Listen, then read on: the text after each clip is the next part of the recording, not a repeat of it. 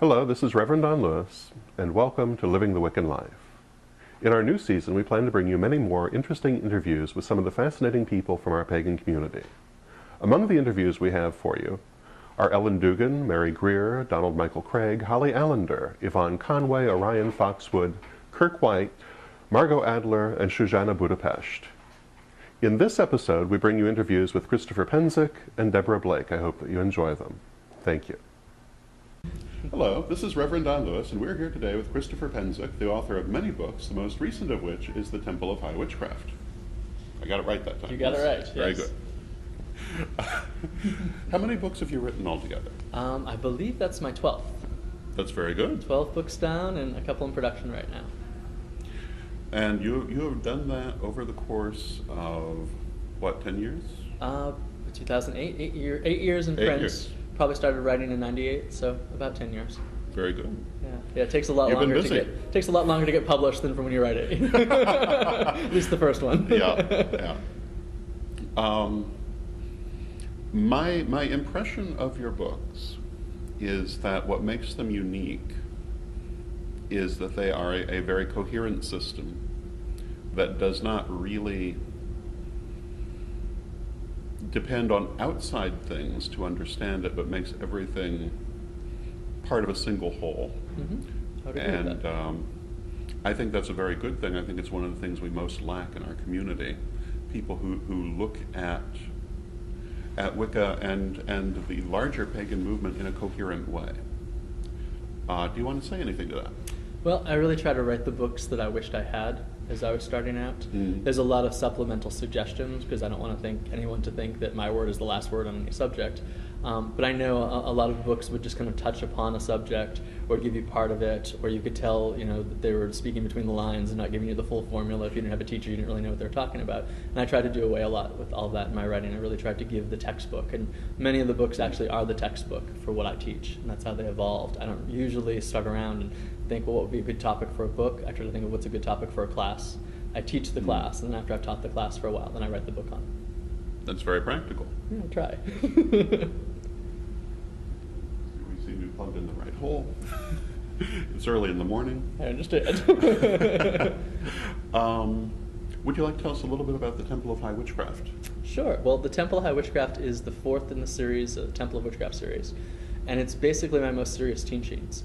I started out teaching just basically different levels of witchcraft based on the elements instead of doing the typical 3-degree system, because it's not a British lineage initiation system. There's no Penzackians or anything like that out there. Although some students try to use that, but what I really wanted to do was just kind of give the students a really good grounding in witchcraft metaphysics, from the inner work that started with the first book through what most people think of as Wicca and the ceremonies and the Wheel of the Year and the spellcraft. The third book really got into the shamanic aspect of things, and the fourth one was really the toughest one to tackle, and it's the toughest one to teach for a lot of people. Really gets into the influence of Kabbalah and ceremonial magic on the witchcraft movement, and really tries to show, well, these are the principles behind it, and these are the things that can serve us.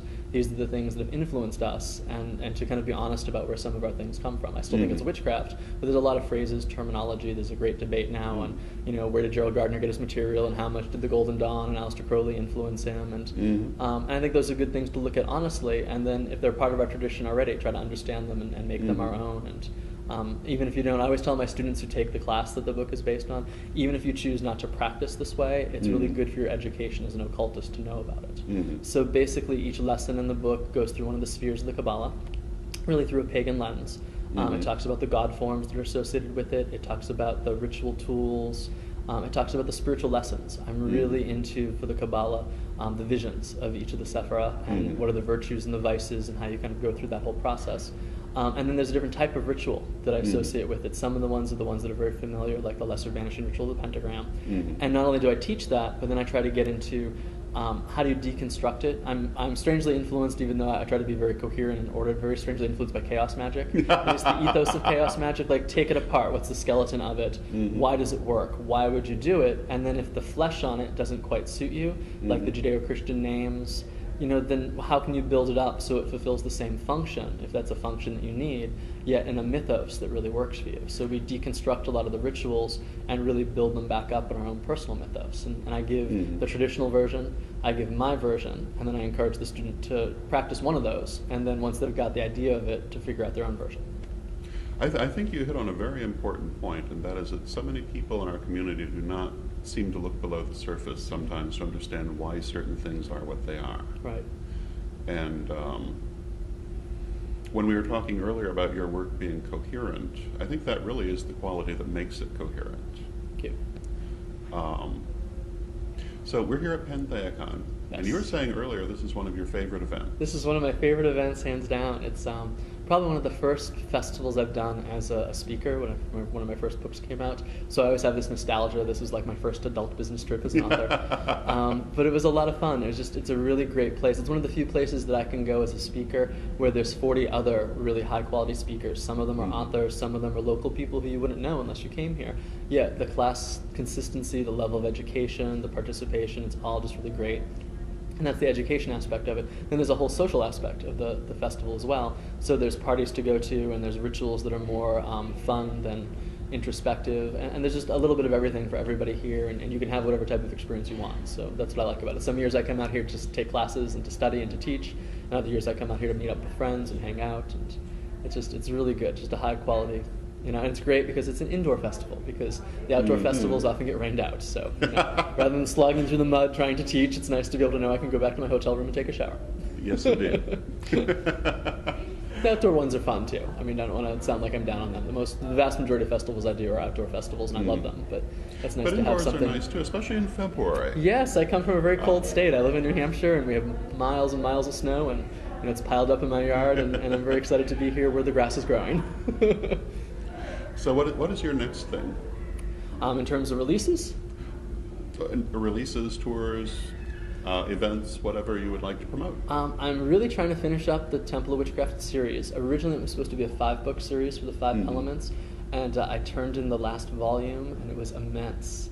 And so I had a nice little discussion with my publisher, who was very gracious about me not cutting it down, but we decided to release it into 2 volumes.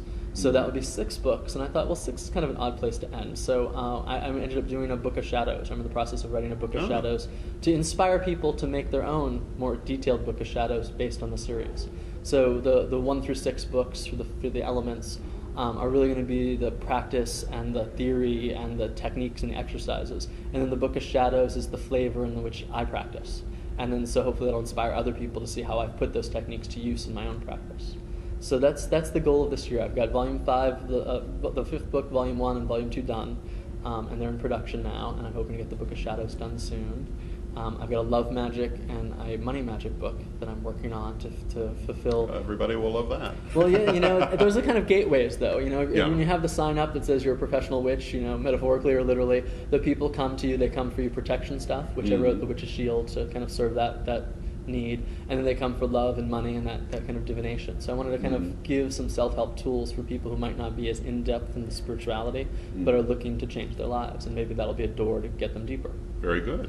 And the big news is that I'm hoping to actually start up, I'm in the process of researching and speaking to legal people and all that, to do some type of mystery school or seminary. So really the big role in my work is really training priestesses and priests. So I'd like to have some type of institute set up that gives them the legal support and protection, and I'm doing all that. But as a pagan, as I'm sure you know, as a pagan institution trying to deal with government agencies, it's tougher than you think. So I want to make sure everything is all set. So I've got a wonderful pagan-friendly lawyer who's helping me through it all, and I want to make sure it's all set before anything goes official. I don't want to do anything half-assed. So that's really the goal of this year, is try to really understand the logistics of it and get all the business going. Oh, very good. Yeah. Thank you. Now, if people want to find out more about you, or maybe even contact you, would you care to give your if you have a website or so forth? The website is just ChristopherPenczak.com, and it's Christopher, Penczak.com. And it has my contact info and an email that goes directly to me. A lot of people ask, who answers your email? I answer my email. I wish I had someone answering my email, but I answer my own email. There's forums on there for people to ask questions of not just me, but other people who are students of mine and people who are reading and working through the books. I do have a MySpace page, so that's a place where a lot of people get to connect with me as well. It's just the MySpace/Christopher Penczak. So those are all ways. I'm pretty accessible. You know, if I don't get back to somebody right away, it's usually because I'm on the road. So, but those are the best ways to find out about new releases, you know, touring information, class information. I teach around the whole country, so, you know, I'm probably somewhere near you. Well, thank you very much. Thank you so much. Blessed be. Blessed be. I hope that you enjoyed our interview with Christopher Penczak and that you'll stay tuned for our interview with Deborah Blake.